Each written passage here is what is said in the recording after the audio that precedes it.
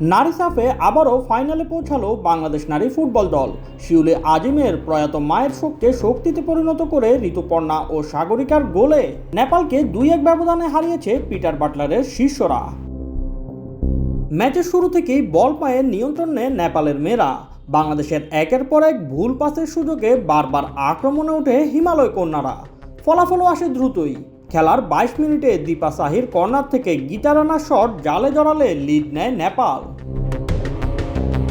গোল হজম করে পিছিয়ে পড়ে বাধ্য হয়েই প্রথমার্ধে দুটো পরিবর্তন করেন কোচ পিটার বাটলার। উমেলা ও প্রীতিকে তুলে তহুরা এবং শামসুন নাহার জুনিয়রকে মাঠে নামান তিনি।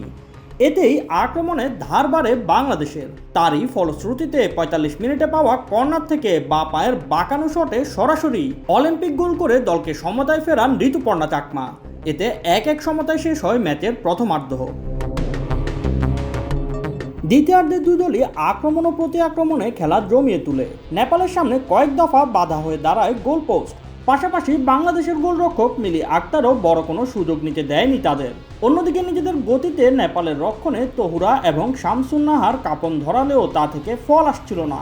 কিন্তু বর্তমান চ্যাম্পিয়নদের ভাগ্য খুলে অতিরিক্ত সময়ে বদলে নামা শামসুন নাহার ডান প্রান্ত ধরে বক্সে ঢুকে মাইনাসে খুঁজে নেন আরেক সুপার সাব সাগরিকাকে।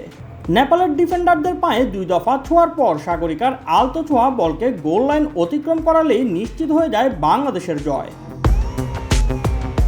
নেপালের বিপক্ষে 2-1 ব্যবধানের জয়ে নিশ্চিত হয়েছে ঋতুপর্ণাদের টানা 3 সাফের ফাইনাল। সুযোগ রয়েছে হ্যাটট্রিক শিরোপা জয়ের।